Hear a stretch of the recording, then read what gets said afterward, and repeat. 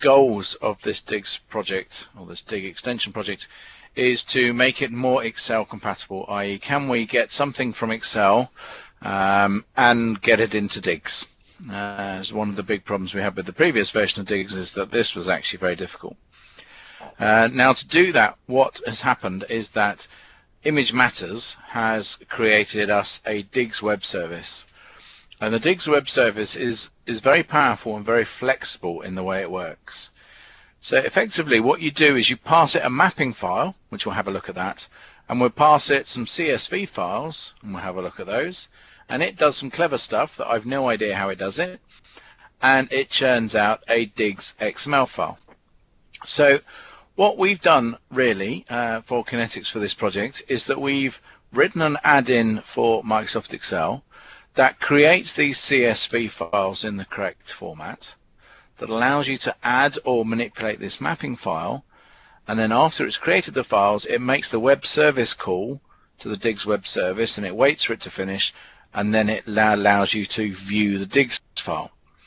So effectively we've done the clever bit up here, and Image Matters have done the clever bit down here, and we've linked the two together using their web service call, and then we can get the result using their web service call.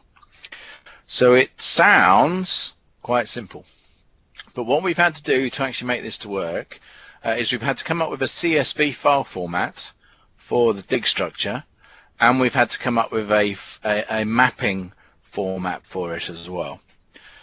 Then working with Image Matters on this mapping side, we've managed to effectively pretty much map anything you can in any DIGS file, and I will demonstrate that to show how it works.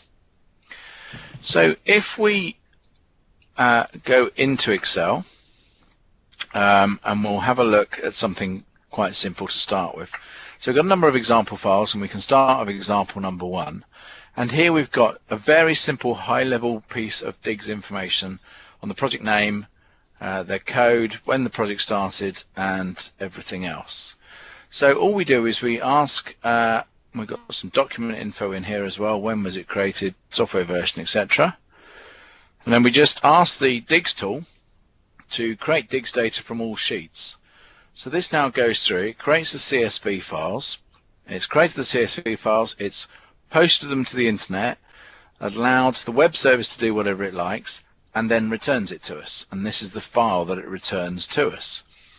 So within this file, what you can see is that we've got the information that we put in here. So DLR 23099 is the project, Quinley Gasworks is the name, company details and everything else going through. Date start, date end. And one of the issues that people had were these GUIDs. The system at the Image Matters end now automatically creates these GUIDs, so you don't need to put in lots of information you don't need to. So we've come up with a system that allows you to put in information as you would expect to see it. So we can, let's just minimize that. So we can put in other things we want to.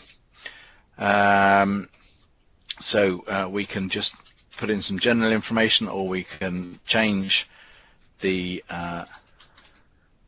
ID, and now when we create the DIGS file from that information, we'll allow it to come up, and you'll see that we've changed the project ID and we've changed the location of this file to be USA. So what we've got here is a way that we can take this data. Now if we just look at the mapping file that comes with it, it gets a bit technical, but bear with me. We'll go up to the top and we'll look that we have an object called document information. We have allowable fields for that document. So this is almost like a CSV file called document information. And in that CSV, we are allowed these column headings. We've put some description in the data dictionary so that people can see what they're doing. But with the new format of the data dictionary that the DIGS team have done with Dan and Paul, this is probably not needed. Then this is the clever bit that Image Matters have done. Effectively what you do is you pass it that when it finds that column in that file, this is the XML path, the X path that it's going to. And there are lots of ways, and here you can see the auto ID field that says just generate the auto ID for this value, and if you've got any defaults you can put those in as well, so you don't have to keep typing your file format is in English. You can just set up your mapping to say this is always going to be English unless I've specified otherwise. And you can do this, and you can put this into all sorts of tables. So what we've been looking at just now in example number 1 is the document information, that was the first tab, and then the project. So the project, as you can see, what we've done is we've taken various aspects of the project group that would commonly be used, and we've flattened them. So here we've said, actually, within the project group you've got an associated files, and then an associated file, and then a file name. Well, we can flatten that down so that in the CSV file it's just called project associated file / GML : name. So it's a bit of a mouthful, but if that's your column name in the CSV file, it will magically appear in the right place in the XML structure. So here, if we go back to the file we were looking at a minute ago, we can see that that nests all the way into, we've got projects, project ID, remarks, content. You can see that that now nests in, and we can see that project, remarks, remark content comes through from the remarks / content field in that file. So if we look at the example that we've got within the example file here now, this is the file we were looking at, and what the program did is it worked out what CSV files to create, and it created a very simple project CSV. We can open that in Notepad, and you can see what we've got. So we've got the headers here for the project group that you will see in the list behind. So all these headers that are in this group here are on here, and all the add-ins done is it's put the right data against each of the headers. Then what it does is it does that for all of the ones it wants. It zips the files together. So if we just look at this zip file, you'll see there is those 2 files in it, and then that zip file is what it sends to the web service for Image Matters. Image Matters then returns to us, and we save the XML file with the same name of the spreadsheet that you had in the first place. Now we can extend this out to be anything we like. So we can open up another example. If we go back and we actually look at sort of an example number 3, and we can look at borehole and trial pits. So here we've got document information, project information, and now we've got some boring locations. So here we've got 2 boreholes coming through with all of the associated information on them. So again, if we create from all sheets, it will create all those CSV files, zip them together, send them to the Diggs web service, and then we'll get them back as our XML file. There we go.